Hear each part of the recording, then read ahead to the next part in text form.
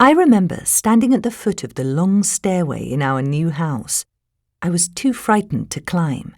Then my sister Uche silently took my hand and we went up together.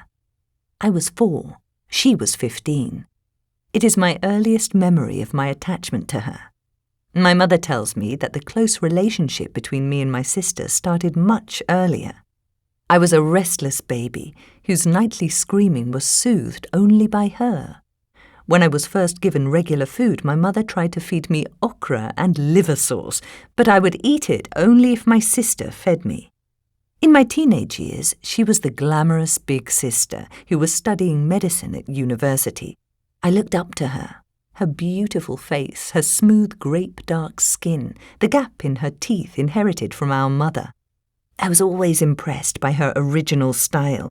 She made long earrings from parts of an abandoned chandelier and made bows for her shoes from old handbag straps.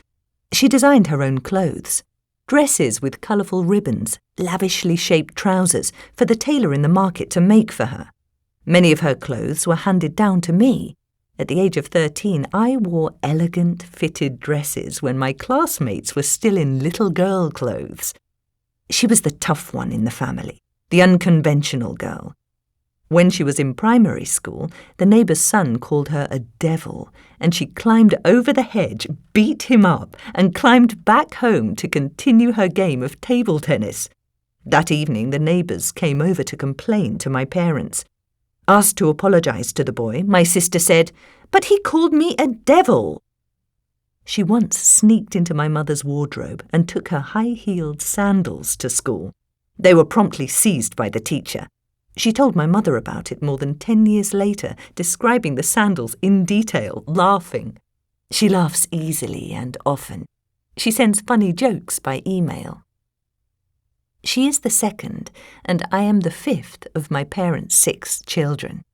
I became a writer. She is a successful doctor.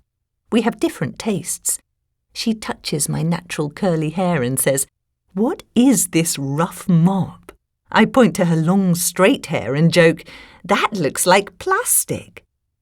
Still, we ask each other's opinions of outfits and hairstyles. We have long conversations about my book events and her medical conferences. We talk and email often. I love to spend weekends with her, her wonderful husband, Udodi, who is like a big brother to me, and her 18-year-old twin daughters. There is something very solid about her. To be her little sister is to feel always that a firm cushion exists at my back.